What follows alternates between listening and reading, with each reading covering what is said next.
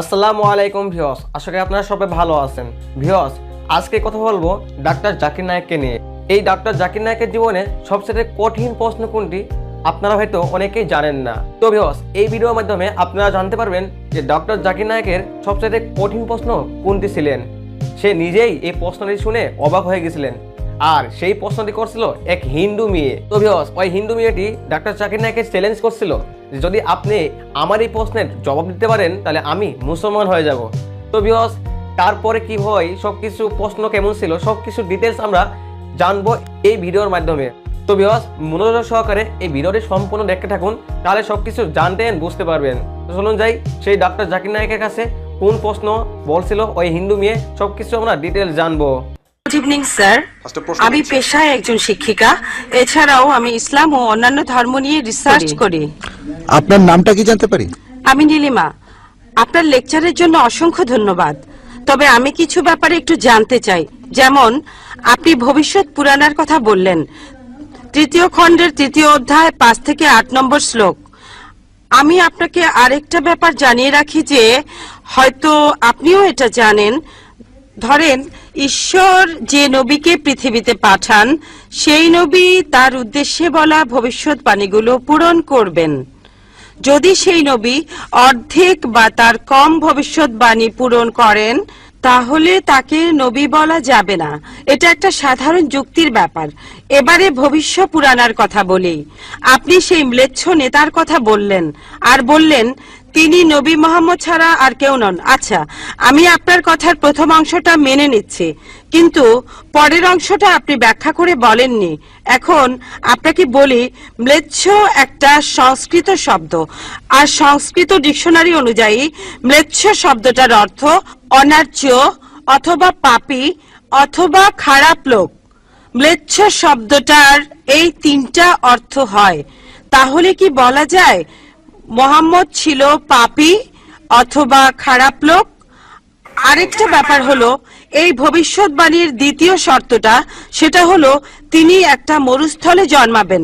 মরুস্থল এর অর্থ মৃতদের স্থান, কারণ মরু শব্দটা এসেছে সংস্কৃত মৃ থেকে, যার অর্থ মৃত্যু। তাই এখানে অবশ্যই আরবের মরুভূমির কথা বলা হচ্ছে না, কারণ সেটা ছিল অনুর্বর ভূমি আর যুদ্ধক্ষেত্র। এরপরে আমি 3 নম্বর পয়েন্টে আসছি। এই ভবিষ্যৎবাণীতে বলা হয়েছে যে এই ম্লেচ্ছ নেতা তিনি গোসল করেন পঞ্চগাভিয়া আর গঙ্গা নদীতে।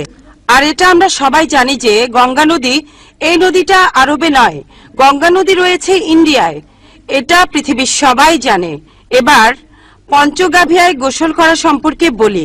পঞ্চগাভিয়া মানে গরু থেকে উৎপন্ন 5টা উপাদান। এই উপাদানগুলো হলো দুধ, দই, ঘি, প্রস্রাব, গোবর।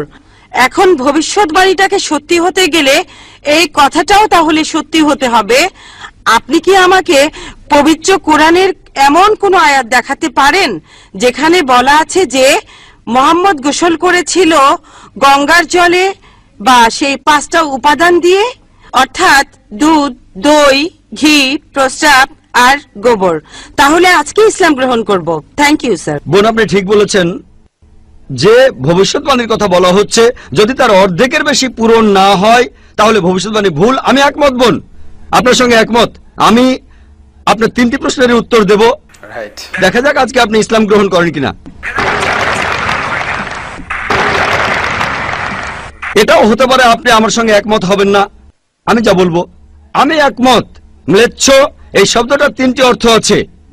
ম্লেচ্ছ এর একটা অর্থ হলো অনার্য অর্থাৎ বিদেশি, আরেকটা অর্থ হচ্ছে পাপী, আরেকটা অর্থ হলো খারাপ লোক। আর দেখবেন ইন্ডিয়ায় হিন্দুরা সাধারণত মুসলিমদের বলে থাকে ম্লেচ্ছ। তারা যখন এভাবে বলে তারা আসলে বোঝায় পাপী আর খারাপ লোক, কিন্তু এর আরেকটা অর্থ হলো বিদেশি।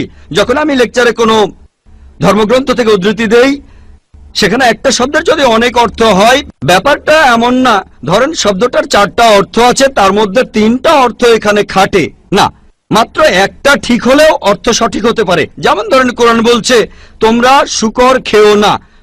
আজকে যদি ডিকশনারি খোলেন, এই শূকর শব্দটার একটা অর্থ হলো পুলিশ অর্থাৎ পুলিশ অফিসার, তাহলে একটা অর্থ শূকর, আরেকটা অর্থ পুলিশ অফিসার। তবে কোরআন বাইবেল এটা বোঝায়নি। বাইবেলে বুক অব লেভিটিকাস 11 অধ্যায় 7 থেকে 8 অনুচ্ছেদে আছে বুক অফ ডিউটেরোনমি 14 অধ্যায়ের 8 অনুচ্ছেদে আছে, বুক অফ আইজায়া 65 অধ্যায়ের 2 থেকে 5 অনুচ্ছেদে আছে, বলা হয়েছে তোমরা শূকর খেও না। কিন্তু পুলিশকে বোঝায়নি বাইবেল। যদি আপনি বিভিন্ন ধর্মের ছাত্রী হয়ে থাকেন, যদি 10টা অর্থ থাকে সেখানে একটা অর্থও খাটে, দেখতে হবে সেটা সঠিক কিনা। 2টো সঠিক হতে পারে, 3টা সঠিক হতে পারে, সবগুলো সঠিক হতে পারে, কিন্তু যদি মাত্র একটা অর্থ সঠিক হয় এতেও ভবিষ্যৎবাণীটা ফলে যেতে পারে। আমি আপনার সঙ্গে একমত যে ম্লেচ্ছ এর একটা অর্থ অনার্য, ইন্ডিয়ানদের দিক থেকে একজন বিদেশি। আর আমি আমার লেকচারে তখন বলেছিলাম ম্লেচ্ছ শব্দের অর্থ হচ্ছে বিদেশি। আর আপনি ভুল পথে গিয়ে বলছেন এখানে ম্লেচ্ছ মানে হচ্ছে পাপী। আপনি আসলে এখানে ভুল বুঝেছেন বোন। যদি আপনি বলেন কোরআন আর বাইবেল বলছে পুলিশদের খেও না, তার মানে আপনি বিভিন্ন ধর্মের উপর ছাত্রী নন, আপনি তাহলে এক পেশে। একটা অর্থে যদি ভবিষ্যৎবাণীটা পূরণ হয়। আরেকটা কথা, যদি সন্দেহ থাকে, আমি আরো 10টা পয়েন্টের কথা বলেছি, সবগুলোকে খণ্ডন করতে পারবেন না। আরেকটা বললেন মরুস্থল, এটার একটা অর্থ আমিও একমত, মৃতদের স্থান। তবে সংস্কৃতিতে মরুস্থল শব্দটার আরেকটা অর্থ হচ্ছে বালুময় স্থান। আপনি আজকে ডিকশনারি চেক করেন, সেখানে দেখবেন আমাদের ইসলামিক রিসার্চ ফাউন্ডেশনে এখানে সংস্কৃত ডিকশনারিও আছে। আমি বিভিন্ন ধর্মের উপর ছাত্র, এটা মানছি যে একটা অর্থ হচ্ছে মৃতদের স্থান, আরেকটা অর্থ হচ্ছে বালুময় স্থান। কিন্তু ভুল অর্থটা আপনি নিচ্ছেন কেন? তাহলে তো আপনি ভুল পথে চলে যাবেন।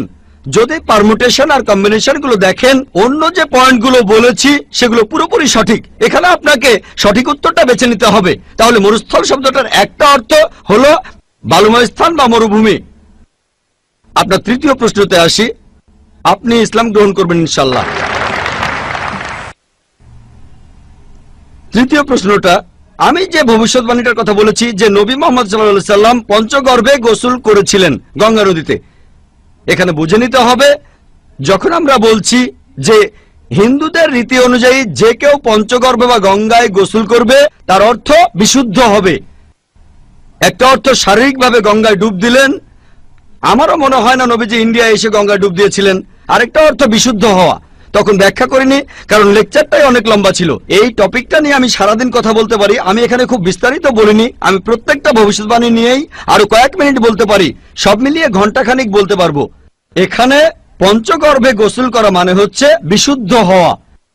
এখানে প্রসঙ্গটা বুঝতে হবে, শারীরিকভাবে গোসল করার অর্থ এখানে বলা হয়নি। আর আপনি গঙ্গার পানিতে ডুব দিলেই বিশুদ্ধ হয়ে যাবেন এমন কোনো নিশ্চয়তা নেই, বিশুদ্ধ না হওয়ার সম্ভাবনাই বেশি। এটা হচ্ছে হিন্দুদের রীতি অনুযায়ী বলা। তাই এখানে ভবিষ্যৎবাণীটা বলছে যে নবী মোহাম্মদ সাল্লাল্লাহু আলাইহি সাল্লাম পঞ্চগর্ভে গোসল করেছিলেন। তার মানে এই না যে তিনি এখানে এসেছিলেন, মানে হলো আল্লাহ তাআলা তাকে বিশুদ্ধ করেছিলেন। আমরা বিশ্বাস করি যে আল্লাহ তাআলার সকল নবী, সকলেই হোক তিনি মুসা বা ঈসা আলাইহিস সালাম অথবা মুহাম্মদ সাল্লাল্লাহু আলাইহি সাল্লাম, তারা সকলেই ছিলেন মাসুম, তারা ছিলেন নিষ্পাপ, ছিলেন বিশুদ্ধ। তাহলে আল্লাহর সকল নবী, আল্লাহ যাদের পৃথিবীতে পাঠিয়েছিলেন, আমরা মানি যে তারা সকলেই নিষ্পাপ, সকলেই মাসুম, সকলেই বিশুদ্ধ। তাহলে আপনার উত্তরটাও পেলেন। আশা করি ইনশাআল্লাহ আপনি ইসলাম গ্রহণ করবেন বোন। ভিউয়ার্স, আমার দেখা সবচেয়ে কঠিন প্রশ্ন ছিল এই প্রশ্নটি। তো ভিউয়ার্স, খুব সুন্দরভাবে অ্যান্সার দিয়েছেন ডক্টর জাকির নায়েক। সে কি মুসলমান হবে এটা আর পরবর্তীতে দেখানো হয় নাই। তো ভিউয়ার্স, যারা ডক্টর জাকির নায়েককে ভালোবেসে থাকেন তারা প্লিজ এই ভিডিওটি শেয়ার করে দিন, সবার মাঝে ছড়িয়ে দিন। তো ভিউয়ার্স, যদি ভালো লাগে এই ভিডিওটি লাইক করে দিবেন, কমেন্ট বক্সে মতামত জানিয়ে যাবেন। তো ভিউয়ার্স, অনেকেই ডক্টর জাকির নায়েককে ভালো ভাবেন না, আবার অনেকেই ভালো ভাবেন। তো আমি আমার পক্ষ থেকে বলতেছি, আমার দিক থেকে বলতেছি, ডক্টর জাকির নায়েককে আমি ভালো বলবো। আবার এদিক থেকে মানে কিছু মন্তব্য আছে যে মন্তব্যগুলো আমি বলতে চাচ্ছি না। তো ভিউয়ার্স, আপনাদের কেমন লাগে ডক্টর জাকির নায়েককে কমেন্ট বক্সে জানিয়ে যাবেন। যদি ভালো হয়ে থাকেন তিনি, এটাও কমেন্ট বক্সে জানিয়ে যাবেন। যারা আমার চ্যানেলে নতুন ভিউয়ার্স, তারা চ্যানেলটিকে প্লিজ সাবস্ক্রাইব করে দিবেন। আর যারা সাবস্ক্রাইব অলরেডি করছেন তাদেরকে অসংখ্য অসংখ্য ধন্যবাদ। সামনে আবার কোনো একটা ভাইরাল টপিক নিয়ে হাজির হয়ে যাবো। সেই পর্যন্ত সবাই ভালো থাকুন। আল্লাহ হাফেজ।